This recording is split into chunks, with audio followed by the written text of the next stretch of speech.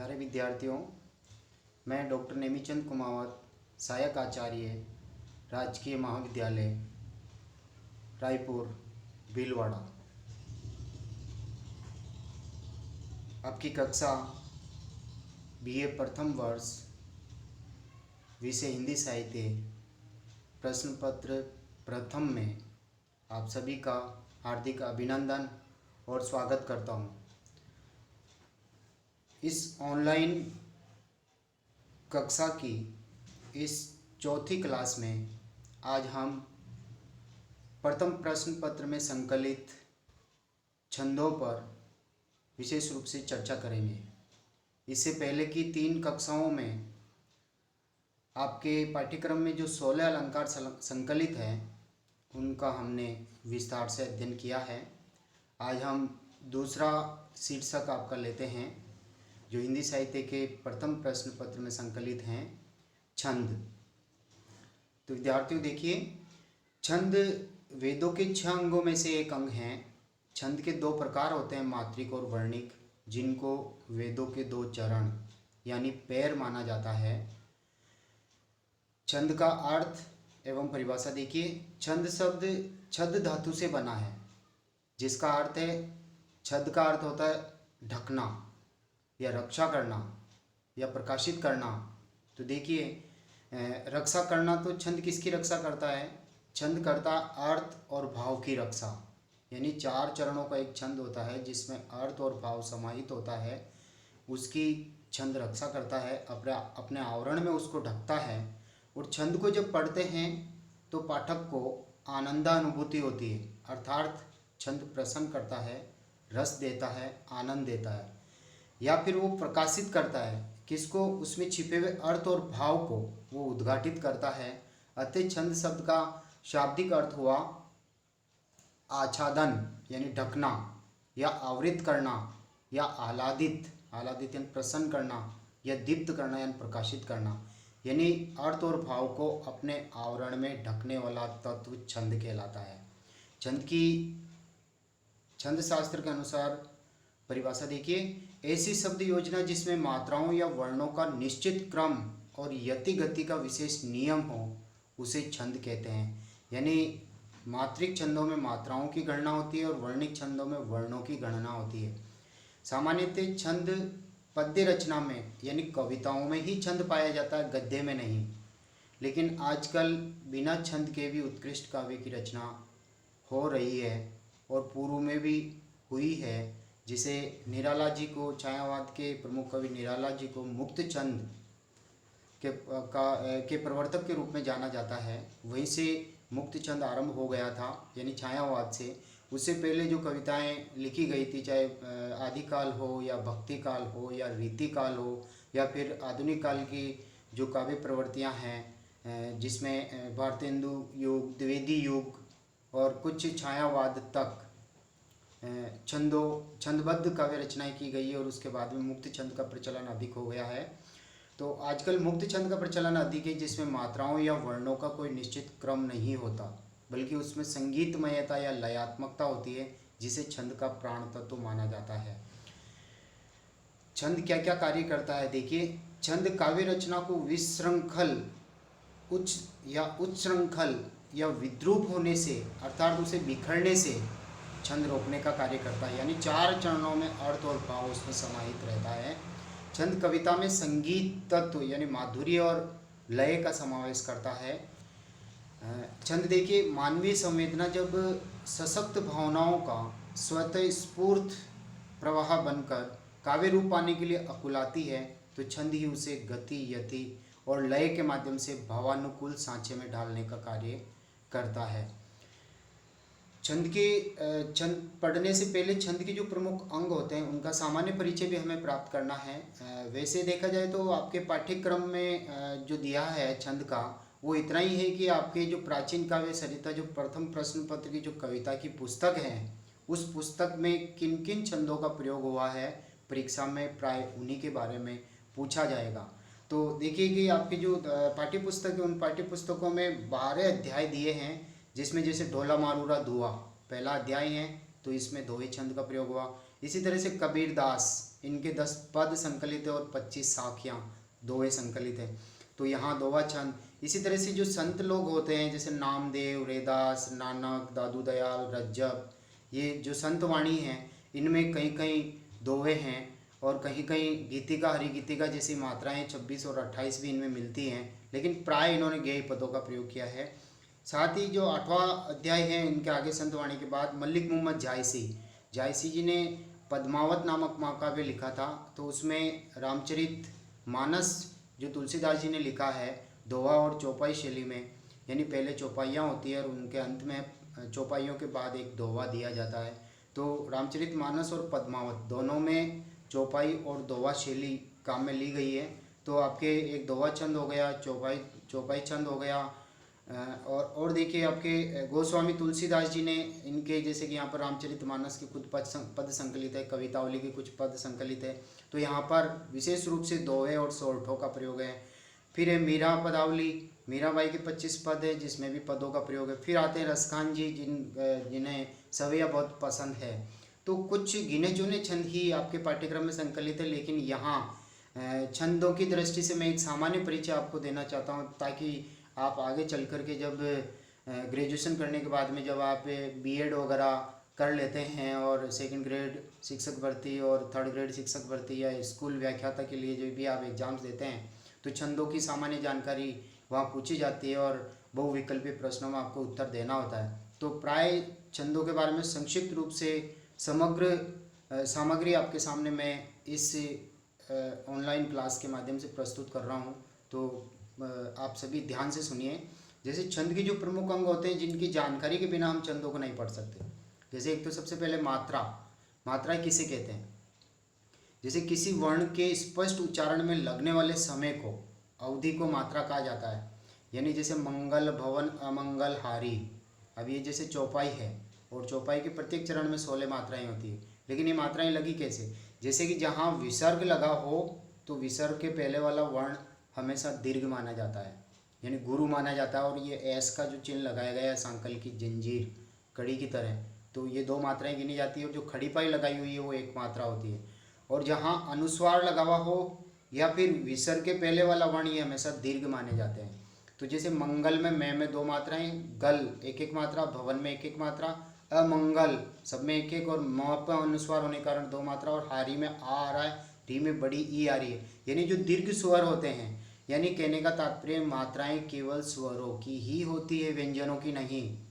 जैसे व्यंजन आधे आधे अक्षर आते हैं तो उनकी कोई मात्रा नहीं होती। व्यंजन के साथ में स्वर शामिल होने पर ही उनकी मात्राएं गिनी जाती है। तो अब आते हैं हम वर्ण की ओर। यानी मात्राएं 2 होती है, ह्रस्व मात्रा और दीर्घ मात्रा, जिन्हें लघु और गुरु के नाम से जाना जाता है। लघु छोटी मात्रा, गुरु बड़ी मात्रा। अब देखिए वर्ण की ओर आते हैं तो वर्ण 2 प्रकार के हो गए, लघु वर्ण और गुरु वर्ण। अब जैसे लघु वर्ण को हम देखते हैं तो अ, ई, उ और री, ये 4 वर्ण लघु वर्ण कहलाते हैं। इन चारों की 1-1 मात्राएं होती है। अ, ई, उ, री, इनकी 1-1 मात्राएं होती है। और जो नीचे वाली जो पंक्ति लिखी हुई है, आ, दीर्घ ई, दीर्घ उ, ए, ऐ, ओ, औ, अंग, अह, इन सभी की 2-2 मात्राएं गिनी जाती है। 1 मात्रा लगाने का जो चिन्ह होता है उसे लघु या ह्रस्व वर्ण की मात्रा कहते हैं, वो खड़ी पाई होती है 1। और गुरु या दीर्घ वर्ण की मात्रा 2 मानी जाती है, जिससे एस यानी जंजीर की एक कड़ी की भांति ये संकेत चिन्ह है। तो यहाँ पर 1 जो है लघु वर्ण की मात्रा का चिन्ह है और एस जो है गुरु वर्ण की मात्रा का चिन्ह है, जिसे दीर्घ स्वर कहते हैं। तो मात्राएं केवल स्वरों की होती है, स्पष्ट रूप से आप ध्यान रखें। यदि व्यंजनों पे ही मात्राएं लगाने लग गए आधे आधे अक्षरों पे तो फिर छंद सीखना असंभव है, छंद में मात्राएं लगाना असंभव हो जाएगा। तो हमेशा ये ध्यान रखें कि जो 11 स्वर होते हैं और 2 अयोगवा वर्ण अंग और अह, इनको भी इसमें शामिल करें। कुल 13 वर्णों को मानते हुए 4 वर्ण जो होते हैं, ह्रस्व अ, ह्रस्व ई, ह्रस्व उ और ह्रस्व री, ये 4 लघु वर्ण, इनकी 1-1 मात्राएं होती है। बाकी सभी स्वरों की दीर्घ मात्राएं होती है। तो समझ में आ गया आपको? आगे देखिए, जैसे यातना शब्द लिखा हुआ है, यातना में आप जैसे वर्णों की गिनती करते हैं तो या, त, ना 3 ही वर्ण है। और इन तीनों वर्णों में जब मात्राओं की गिनती करते हैं तो या में आ की 2 मात्रा होती है, त में अ है 1 मात्रा होती है, और ना में आ रहा तो इसकी भी 2 मात्राएं होती है। तो 2, 2, 4 और 1 5 मात्राएं होती है इसमें, जबकि वर्ण तो 3 ही है। इसी तरह से एक पंक्ति नीचे देखिए, बतरस लालच लाल की मुरली धरी लुकाए, ये बिहारी जी के एक दोहे की एक पंक्ति है।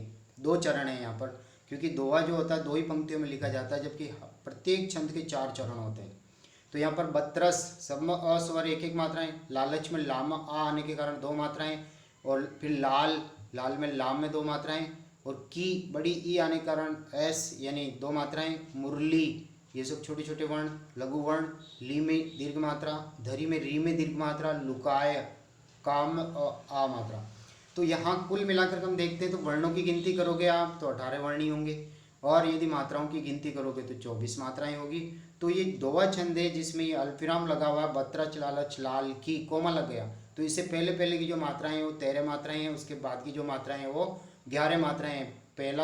पहला चरण और दूसरा चरण, तो 1 और 2 ही चरण यहाँ पर आए हैं, दूसरी पंक्ति का फिर तीसरा और चौथा चरण, इस तरह से होकर के दोहे के 4 चरणों को 2 ही पंक्तियों में लिखा जाता है। अब हम जो छंद के प्रमुख अंग है उसमें जैसे कि एक गण, गण एक तरह से जो 3 वर्णों की एक इकाई को गण कहा जाता है, यानी 3 वर्णों को जोड़ दिया गया, एक समूह बन गया, उस समूह को ही 3 वर्णों की एक तिकड़ी या इकाई को ही गण कहा जाता है। और गण जो है वो वर्णिक छंदों के लिए काम में आता है। जैसे मात्रिक छंदों में मात्राओं की गिनती करके हम मात्राओं के माध्यम से छंदों की जानकारी प्राप्त कर सकते हैं, छंद की पहचान निश्चित कर सकते हैं। और गणों के द्वारा मात्रिक जो वर्णिक छंद है जिनमें वर्ण गिने जाते हैं, जैसे कवित है, द्रुत विलंबित है, मालिनी है, मंदाक्रांता है आदि, ये जो छंद है वो वर्णों पर आधारित है। अब जैसे गण सार्थक समूह होना आवश्यक नहीं है, जैसे कि एक उदाहरण यहाँ पर दिया गया है, रात भर जगा हुआ, तो रात भर, अब ये 4 वर्ण है लेकिन प्रथम 3 को देखिए, रात भ और फिर र ज गा दूसरा, तो यहाँ पर 2 गण और 2 वर्ण हुए, लघु और गुरु। तो नीचे देखिए 2 गण हैं और अंत में लघु गुरु वर्ण आएगा। तो गणों की कुल संख्या 8 मानी गई है। जैसे इसका एक सूत्र यहाँ पर है, य माता राज भान स ल गा। अब यहाँ पर प्रथम वर्ण यह है, तो ये के आगामी 2 वर्णों को लेकर के इसकी मात्राएं निश्चित होती है। य माता, तो यह की 1 मात्रा, माता की 2 2 2 2, तो इस तरह से ये गण बना। फिर है दूसरा वर्ण माँ, तो माता रा, तो दोनों में दीर्घ दीर्घ हो गई, इसी तरह से ये मगण हो गया। तीसरे नंबर पे ता रा झ, तो ता और रा इनके 2 2 मात्राएं और फिर जय की 1 मात्राएं, तो ये तगण हो गया। तो हर वर्ण एक गण हो गया, यगण मगण तगण रगण जगण भगण नगण और सगण, और अंत में लघु गुरु। तो इस तरह से ये गणों का एक सूत्र है जिसके द्वारा वर्णिक छंदों की गिनती की जाएगी, वर्णिक छंदों के लक्षण तय किए जाएंगे। हम आगे की ओर बढ़ते हैं। इसका चौथा अंग जो है यति, यति कहते हैं हम ठहरने को, रुकने को। जैसे पढ़ते समय छंद के बीच में या अंत में ठहरने या रुकने को विश्राम या विराम कहा जाता है। जैसे प्रिय पति वह मेरा प्राण प्यारा कहाँ है, तो प्रिय पति, पति के आगे विस्मयादिबोधक चिन्ह है, फिर वह मेरा, मेरा के बाद में अल्पविराम चिन्ह का प्रयोग है। तो यहाँ एक तरह से हम देखते हैं कि बीच में जहाँ कहीं भी रुकते हैं पंक्ति के अंतर्गत, तो वहाँ रुकने को ही यति कहा जाता है। इसी तरह से गति, गति का मतलब होता है लय, प्रवाह, यानी संगीतमयता, लयबद्धता को ही प्रवाह कहा जाता है। विशेष प्रकार से छंद को जब पढ़ते हैं तो उसमें संगीत की ध्वनि निकलती है, इसी को ही गति कहा जाता है। जैसे नीचे एक उदाहरण दिया हुआ है, आप देखिए, राम नाम की लूट है, लूट सके तो लूट। अब इसमें लय है, संगीतात्मकता है, लेकिन इसको थोड़ा चेंज कर दिया जाए, लूट है राम नाम की सके तो लूट लूट, तो इसका प्रभाव बिखर जाएगा। तो कहने का तात्पर्य जो तुक मिलती है, लय आता है, उसे ही हम गति कहते हैं। और आगे छठा जो अंग है तुक, यानी छंद के चरणों के अंत में आने वाली समान ध्वनि या एक से अधिक वर्णों की आवृत्ति को तुक कहते हैं। यानी जो चरण होता है, चरण के अंत में आने वाली समान ध्वनि वो तुक कहलाती है। जैसे दीपक के जीवन में आली फिर भी है जीवन की लाली, तो आली और लाली समान ध्वनि आ और ई यह आने के कारण यहाँ पर अंत्यानुप्रास अलंकार कहलाता है, और एक तरह से ये तुक है, समान ध्वनि आना तुक कहलाता है। फिर है चरण, सातवां अंग। छंद के 4 चरण होते हैं, प्रत्येक छंद के 4 ही चरण होंगे। कुछ छंद के चरण ऐसे होते हैं जो छोटे छोटे होते हैं चरण, तो 2 चरणों को एक पंक्ति में लिखा जाता है। जैसे दोहा, तो उसके 4 चरणों को 2 ही पंक्तियों में लिख दिया जाता है, दोहा और सोरठा। इसी तरह से जैसे चौपाई, उसके भी 4 चरण होते हैं, लेकिन 2 चरणों को एक पंक्ति में लिखा जाता है, फिर 2 चरणों को दूसरी पंक्ति में लिखा जाता है, तो वो वहाँ पर यानी चौपाई के एक चरण को अर्धाली के नाम से भी जाना जाता है। दो चरणों को अर्धाली के नाम से आधा अंग, आधा हिस्सा। हाँ, तो इसके आगे देखिए, यानी इन चरणों को पद भी कहते हैं, पाद भी कहा जाता है। प्रत्येक पंक्ति में चरण मौजूद होगा, कहीं एक चरण कहीं 2 चरण, तो वो छंद की विशेषता पर निर्भर करेगा। अब आते हैं हम छंदों के प्रमुख भेद। छंद 2 प्रकार के होते हैं, हमने बीच में भी चर्चा कर ली है। मात्रिक छंद जो मात्राओं के द्वारा उनकी गणना की जाती है, और वर्णिक छंद जिनकी गण योजना के द्वारा गणना की जाती है। और इस तरफ थोड़ा सा ध्यान दीजिए कि मात्राओं की जो गणना की गई है, देखिए ज्योत्सना लिखा हुआ है। ज्योत्सना में देखो आप, जो ये आधे आधे अक्षर हैं जिन्हें हम व्यंजन कहते हैं, जिनके नीचे हलंत लग गया है, इनकी मात्राएं नहीं होती, 0 है। और जिनमें स्वर आ रहा है, जैसे ओ, ये दीर्घ स्वर है तो 2 मात्राएं होगी, अंत में आ स्वर आ रहा है तो 2 मात्राएं होगी। यानी इस पूरे शब्द में ज्योत्सना में केवल 4 ही मात्राएं हैं, जबकि वर्ण तो बहुत सारे हैं। वर्णों की गिनती तो व्यंजन के आधार पर की जाती है, लेकिन यहाँ आपको यही ध्यान रखना है कि वर्ण भी स्वरयुक्त होता है। तो एक तरह से केवल स्वरों की मात्राओं को आप ध्यान में रखें, तभी छंदों की या प्रत्येक पंक्ति पर आप मात्राएं लगा पाएंगे। अब जैसे मात्रिक छंद जो होते हैं 3 प्रकार के होते हैं, सममात्रिक, विषम मात्रिक और अर्ध सममात्रिक। मात्रिक छंद की जो रचना होती है वो मात्राओं की निश्चित संख्या के अनुसार होती है, वह मात्रिक छंद कहलाता है। जैसे दोवा, सोरठा, रोला, चौपाई, चौपई, उल्लाला, रोला, छपे, गीतिका, कुंडलियाँ, हरि गीतिका, ये सारे ही एक तरह से मात्रिक छंद है। लेकिन इनमें से कुछ जो है सममात्रिक छंद है, कुछ विषम मात्रिक है, और कुछ अर्ध सममात्रिक छंद है। तो इनकी विशेषताओं को हम आगे देखेंगे। तो मात्रिक छंद और दूसरा वर्णिक छंद। वर्णिक छंद का तात्पर्य है कि जिस छंद की रचना वर्णों की सुनिश्चित संख्या, वर्णों की उसमें निश्चित संख्या होती है, या फिर गण योजना के अनुसार उनके लक्षण बताए जाते हैं या लक्षण उनमें मौजूद होते हैं, तो वह वर्णिक छंद होता है। जैसे द्रुत, विलंबित, 12 वर्ण निश्चित होंगे इसमें, और 4 गण मौजूद होते हैं। इसी तरह से मालिनी, सवैया, इनमें भी जैसे सवैया में 22 से लेकर के 26 तक वर्ण होते हैं प्रत्येक पंक्ति में, तो इसके आधार पर सवैया के भी 10-11 प्रकार होते हैं। तो हम आगे की ओर देखते हैं। जो मात्रिक छंदों के जो प्रकार है, सबसे पहले लेते हैं हम उसमें सममात्रिक छंद, यानी जिस छंद के चारों चरणों में समान मात्राएं हो। जैसे चौपाई में प्रत्येक चरण में 15 मात्राएं, चौपाई में 16, रोला में 24, गीतिका में 26 और हरि गीतिका में 28। तो इनके प्रत्येक चरण में ये निश्चित मात्राएं होती है, समान मात्राएं होने के कारण इनको सममात्रिक कहते हैं। अर्ध सममात्रिक को देखिए, जिसके 4 चरणों में 2 चरणों में समान होगी, 2 चरणों में असमान होगी। यानी जिस छंद का पहला और तीसरा चरण यानी विषम चरण तथा दूसरा और चौथा चरण यानी सम चरण, जैसे इन दोनों में समान समान मात्राएं होगी। जैसे दोवा और सोरठा या फिर उल्लाला को हम देखते हैं, ये 3 छंदों को हम ले रहे हैं जो अर्ध सम मात्रिक छंद है। जैसे दोवा जो होगा, पहला और तीसरे चरण में 13-13 मात्राएं होगी, जबकि दूसरा और चौथे चरण में 11-11 है। और दोहे का बिल्कुल उल्टा सोरठा होता है, जिसके पहले और तीसरे चरण में 11-11 है और 11-11 मात्राएं, दूसरे और चौथे चरण में 13-13 मात्राएं होती है। और उल्लाला जो है, जिसके पहले और तीसरे चरण में 15-15 और दूसरे और चौथे चरण में 13-13 मात्राएं होती है, यानी प्रत्येक पंक्ति में 28 मात्राएं। जबकि दोवा और सोरठा के प्रत्येक पंक्ति में जहाँ 2-2 चरण मौजूद होते हैं तो 24-24 मात्राएं होती है। अब आता हूँ विषम मात्रिक छंद, यानी जो अकेला छंद नहीं होता, 2 छंदों के योग से जहाँ एक छंद बनता है, जिसके चारों चरण असमान अथवा जिसमें 4 से अधिक चरण हो, वो विषम मात्रिक छंद कहलाता है। जैसे कि छप्पे जो छंद हो, अकेले छंद से नहीं बनता, उसमें पहले रोला होता है, उसके बाद में उल्लाला होता है। इसी तरह से कुंडलियाँ, पहले दोवा और फिर रोला। तो ये छप्पे और कुंडलियाँ 2 ही छंद ऐसे हैं जो विषम मात्रिक छंद कहलाते हैं। अब आते हैं मुक्त छंद, मुक्तक छंद जिसको कह सकते हैं, जिसमें मात्राओं या वर्णों का निश्चित क्रम नहीं होता। यानी एक तरह से उसमें जो छंद की जो आत्मा होती है वो अक्षर, विचार या मात्रा, वर्ण को मानना उचित है। लेकिन आजकल के मुक्तक छंद हम केवल संगीतमयता, तुक या लय उसका प्राण माना जाता है। और आधुनिक काल की जो कविताएं लिखी जाती है उसमें मुक्त छंद का प्रचलन सबसे अधिक है। वर्तमान काल की कविताओं में ही इसका प्रयोग होता है, जिसमें न तो कोई निश्चित मात्राएं होती है और नई निश्चित वर्ण। अब आते हैं हम सबसे पहले दोहे छंद पे। देखिए, दोहा छंद जो आपके पाठ्यक्रम में भी है, परीक्षा में भी ये पूछा जा सकता है। ये अभी हमने इसकी परिभाषा इसके बारे में पढ़ा है कि ये मात्रिक अर्धसम छंद है। इसके 4 चरण होते हैं। पहले और तीसरे चरण में 13-13 मात्राएं, दूसरे और चौथे चरण में 11-11 मात्राएं होती है। दोवा व सोरठा अभी हमने पढ़ा कि ये एक दूसरे के उल्टे छंद होते हैं। दोनों ही अर्धसम मात्रिक छंद हैं।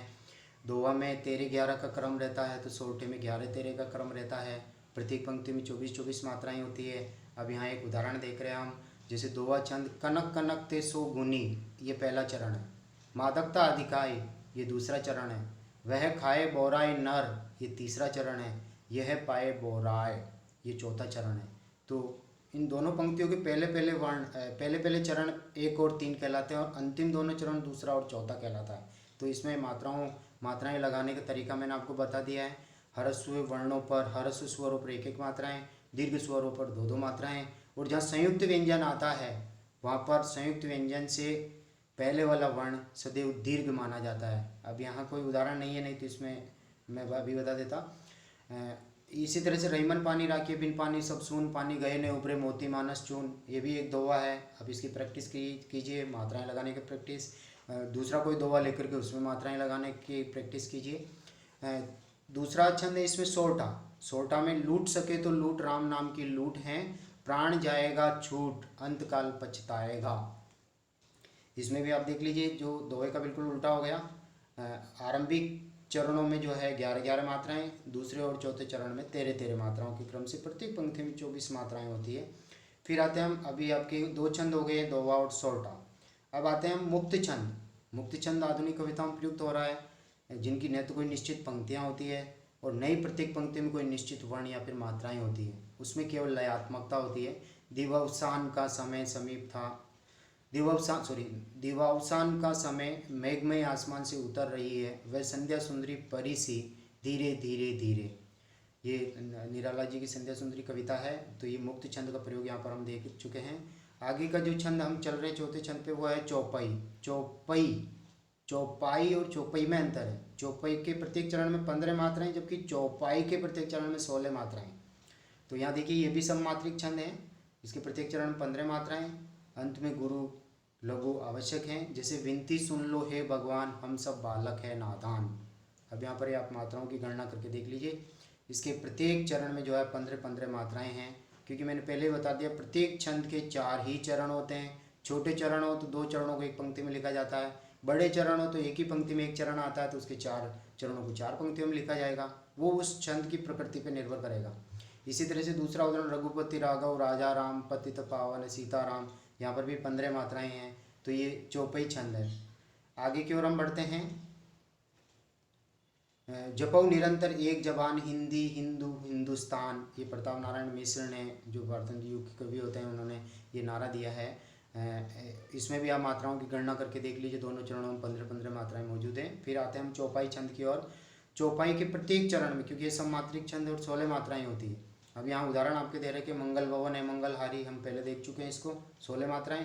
द्रवसु दशरथ अजीर बिहारी, ये 2 चरण हैं। यहाँ पर दोनों चरणों में 16-16 मात्राएं, यानी चौपाई के प्रत्येक चरण में 16 मात्राएं होगी। नागमती तुक वीरे अपारा, धरती सरक झरे जही झारा, यहाँ पर भी 2 चरण चौपाई के दिए हुए हैं। अर्धाली कहते हैं इसको।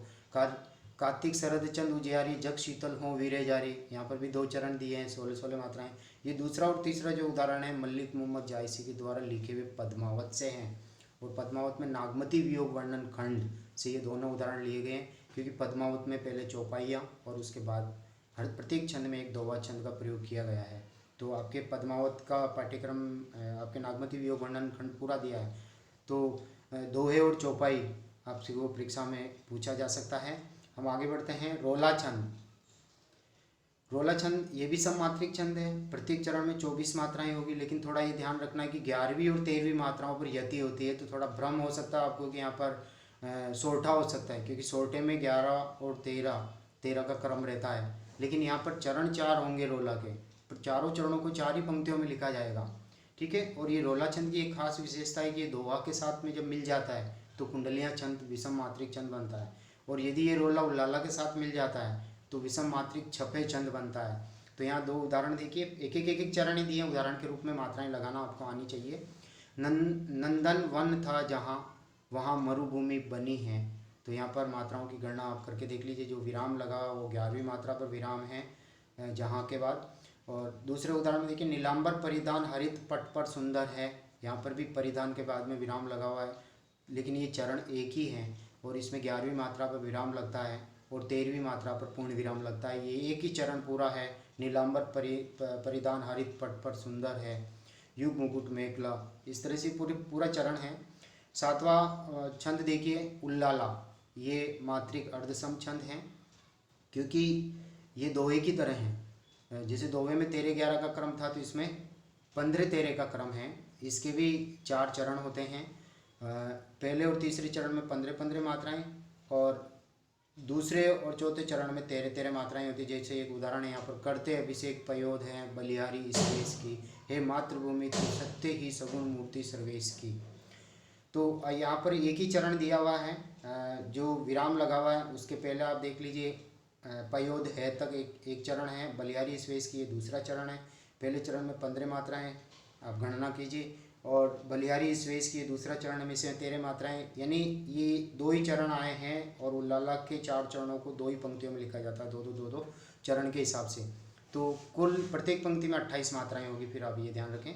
छप्पे छंद हम 8वां जो प्रकार हैं वो, हालांकि नहीं तो आपके पाठ्य पुस्तक में, क्योंकि आपके जो कोर्स में है वो ये केवल ये है कि इस पाठ्य पुस्तक में प्रयोग किए गए छंदों के बारे में आपको अध्ययन करना है। तो छप्पे और कुंडलियाँ वैसे आपके पाठ्यक्रम में संकलित नहीं है, न किसी कवि ने इनका यहाँ प्रयोग किया है।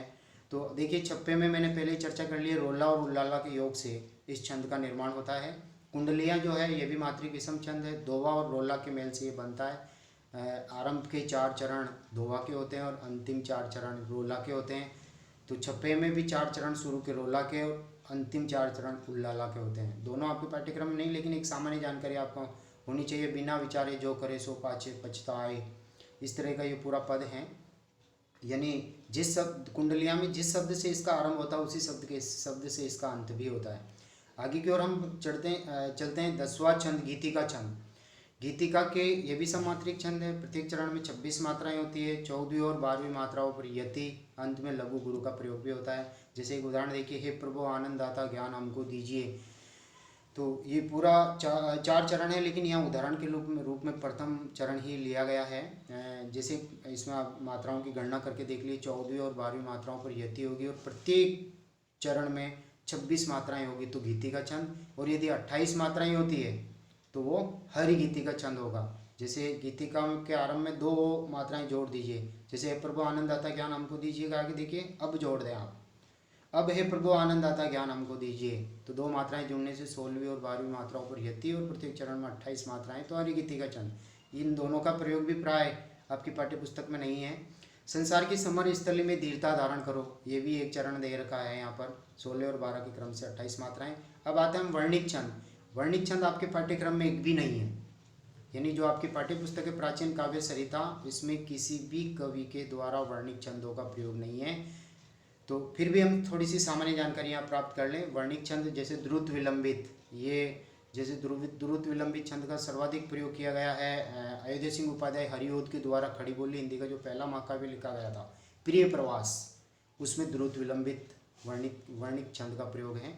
तो द्रुत विलंबित छंद को देखिए, इसकी विशेषता, प्रत्येक चरण में नगण भगण भगण रगण के क्रम से, यानी एक गण में 3 वर्ण मौजूद होते हैं, तो 4 तरी 12 वर्ण, ठीक है, 12 वर्ण के क्रम से, यानी यही गण मौजूद होंगे, तो 12 वर्ण के क्रम से ये गण मौजूद हो तो द्रुत विलंबित छंद। जैसे दिवस का अवसान समीप था, गगन था कुछ लोहित हो चला, तरु शिखा पर थी अबराज थी, कमलिनी कुल वल्लभ की प्रभा।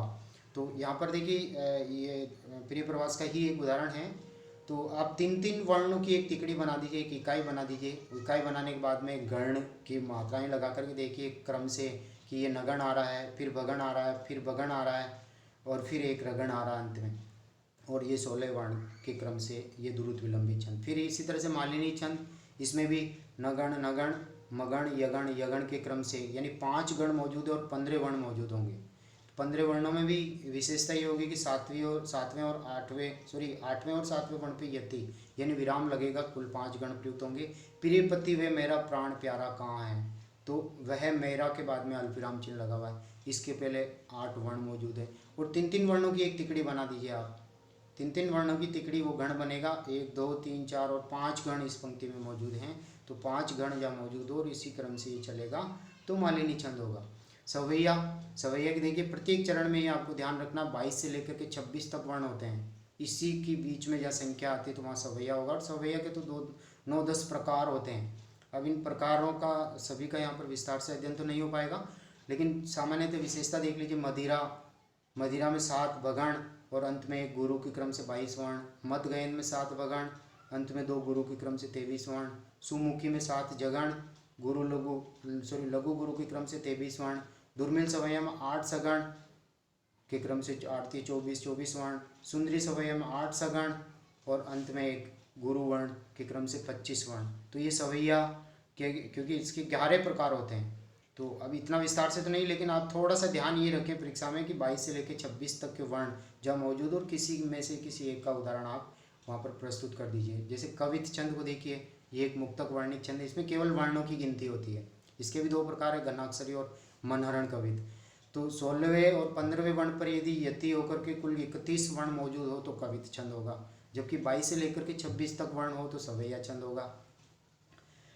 मनहरण में भी 8, 8, 8 और 7वें वर्ण पर यति कुल 31 वर्ण। तो वो वर्ण यानी इस अल्पविराम के आधार पे तो होते हैं 31 वर्ण तो मनहरण, और 16वें और 15वें वर्ण पर यति यानी अल्पविराम लगता है तो घनाक्षरी। अन्य कुछ 2-3 छंदों की ओर देखिए। मंदाक्रांता, मगण, भगण, नगण, तगण, तगण, यानी इस क्रम से ये 5 गण हो गए और अंत में 2 गुरु, 5 तरी 15 और 2 17, यानी कुल 17 वर्णों का जहाँ प्रयोग हो। 4, 6, 7 पर यति विराम लगता है तो वहाँ पर मंदाक्रांता। ये पाठ्यक्रम में है ही नहीं आपके वर्णिक छंद कोई भी, फिर भी सामान्य जानकारी में आगामी प्रतियोगिता परीक्षाओं की दृष्टि से आपके सामने प्रस्तुत कर रहा हूँ। विषय वस्तु आपके सामने काफ़ी पर्याप्त हैं, आप इस सभी को अच्छी तरह से तैयार कर लें, आगे बहुत काम आएगी ये चीज़ें। तारे डूबे तम टल गया, छा गई व्योम लाली, इसमें गण के हिसाब से आप गणना करके अभ्यास करके देखें। सिक्रिणी छंद में भी ये विशेषताएं इस तरह से मौजूद है। यगण, मगण, नगण, सगण, भगण, और अंत में लघु गुरु के क्रम से यहाँ पर भी 17 वर्ण होते हैं। मंदाक्रांता में भी 17 वर्ण है, लेकिन उसमें गण अलग है, इसमें गण अलग है। वहाँ 4, 6, 7 पर मंदाक्रांता में यति, इसमें 6ठे और 11वें वर्ण पर यति होती है। अंतिम छंद जो है वसंत तिलका छंद को देखिए।